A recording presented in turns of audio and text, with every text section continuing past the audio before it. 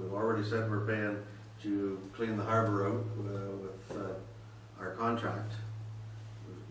We're keeping the entranceway open. So boats coming up at least to keep the gas dock and this, but very limited on what we can go beyond this. So what do we need to put in the budget to do this amount? Well, I guess that's a challenge we face. We don't know that yet. We don't know, and what my suggestion was going to be is if council is considering to add money to the budget, that we just set a budget and say we recognize there's a problem. We also recognize that we're fighting the forces of nature. So this doesn't get out of control. Community services, this is your budget limit, and I'd be comfortable with that, and then we can work within that budget to do as much as we can. The other side of the coin is that at some point in time, to Councillor Underwood's point, we may have to look at setting vessel restrictions in our harbors. The challenge for us is these are natural harbors, and they fluctuate with natural processes. We don't have the same luxury as the other harbors that are man-made out into the lake. The Councillor Underwood mentioned that in a couple of decades, the cycle has always been quicker than that, and it could be up in 2 years from now. You could go fine again. So the money that we spend. Councillor Scott? Okay.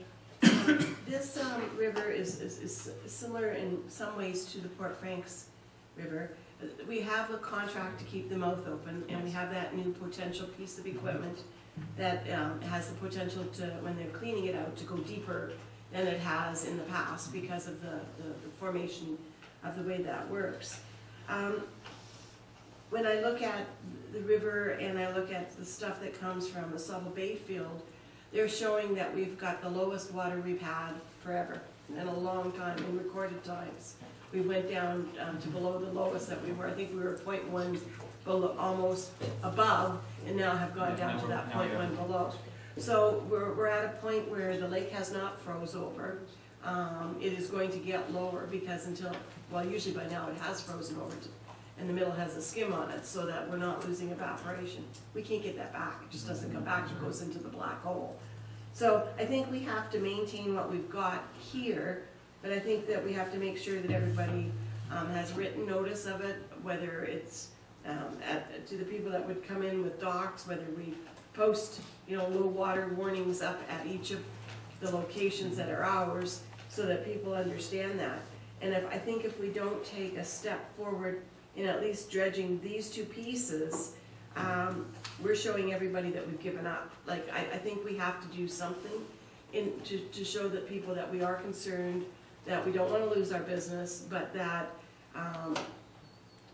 we are at least looking at it. We also have made a motion to put a committee in place, and I've had 3 people from the Port Franks area approach me wondering if I could get them applications to apply. And they're also very open to the concept of contributing monies into the budget for the future. So I think that the 2 that you've outlined here, you've done a great job on the report, and the 2 that you've outlined here, we should go ahead with. This is the amount that you have here is 11.5. Is that what you're? No. What I'm saying is that based on in the area right in front of the gas dock, that's federal property. Yep. So that will qualify for grant funding. 50% from. Yeah, 50% from DFO. It doesn't necessarily mean we'll get 11.5 back. Okay. If we were to spend $10,000 there, the federal government would give us 5. Okay. Again, the challenge is I'm a little preliminary because we don't have our soundings done to tell you what quantity needs to be pulled out. The danger of dredging there is that, are we just taking silt out? We're not going down to the. No, yeah, we will. And then that's kind of the next step. Once soundings are done, we'll have to determine if the material is silt. If it's silt, then it can come out. But if it's just an outcropping of clay that's built up, we're not going to be able to touch it. Right. Councillor Scott, you had it. Yeah, I had my turn. Councillor Bunce. Yeah, just a question through you to Brent. How many docks are we looking at on that north side that we rent out every year? Do you know in total? I can't remember. 20, 30, 40, something like that? Yeah, there's somewhere in there. And what are they, about 2,000 a piece for the? To fix? No, to rent The rentals are 2,000? I apologize, I wasn't prepared. Oh, no, it's okay, no. But I'm just saying there's, Closer to 1,500, but I. yeah, this is the I guess the challenge for the municipality and for this council of budget time is you do have this is an integral part of any water community, our harbors and recreational activity. So those docks, are they in, I mean, I was on them last year and they didn't look the greatest to me. Are we gonna get another year out of them, or? I think we'll get another year out of them, but that's one of the more common complaints we get back is the condition of the docks is poor. They're not the greatest. To me, that is what we talked about, establishing a committee and a long-term plan. And I think we're doing this we're gonna do This is the launch ramp, the gas docks this year, and then what's the long-term plan? And that's where the committee gets together. And I don't think we can get a committee together until people are back from, they see what's going on. I think we have to be careful with any of our appointments to any committees right now, because people are going to say, well, yeah, you did it in February. I've heard it before. February day? Yeah, through you to Brent. Now, as I understand it, Brent, at the end of the season last year, the owner of the Toy Works was not able to fulfill his contract because weather was against him and the conditions were against him. So the harbor in Fort Franks did build up, and there was a failure to perform to some degree. Is there any way that we could get him to now compensate for the not completely fulfilling his contract by dealing with these issues here? We could ask, he would have a valid argument that when he tried to get out there, weather conditions Supports the didn't permit it. Yeah. However, it never hurts to ask. Mr. Miller is, he's a good man, and he's always willing to talk. So we could ask. I'm not sure that he would bite at the chance, and I don't.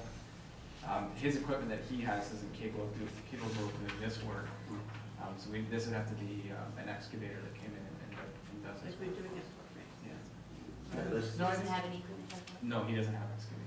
He's got the My Toy in his new Versa dredge. Okay. That can only do it. It's more for sand than for, well, I can't bite in the clay. He did everything that he could last year. He responded when he could and as soon as he could, and was on call for some of the people that wanted to get their boats out. So I don't think going back on him is going to be an advantage to us at the municipality. I think we need to decide whether we're going to have this dredged, and we put whatever amount needs to be there to do this but we do need to have some idea of what we're sending out to the people that are renting the docks. Absolutely. Because some of them may be selling their boats. Councillor Schmidt? That's true. I have a question through you, Mr. Mayor, to Brent. We can get wiki funding for the Fort Franks River. Alex told us that. Yes, for ice management, yeah. Yes. Yes. So can we get any for this? No, it's more for erosion control, so that if we were to be building up, Like we can't go low because those walls will fall. that's right.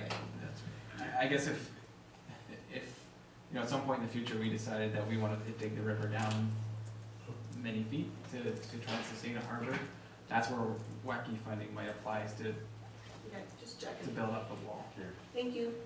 So what's in the budget now? We're gonna take a real hit on our revenue side of our budget as well if we're not renting these docks out. So it's gonna be, we're spending money here. It's really for the in and out. We're gonna have to make sure that our launch ramp is monitored well, and everybody that's supposed to pay $8 to, or whatever they pay to launch a boat pays for it, because there's a lot of people who go down at 7 in the morning and put it in, and 5 in the morning. I've seen it from the audience. So there has to be some way to control that, because it is going to be so Janet, what's in there now, and what do we need to put into and like you said, Brent said, we don't know what it is. I don't know a number. And it's not a fair answer for you guys, and I apologize for that. Well, hey, this is a budget. The budget is the best that we can do is $10,000, what it's going to take to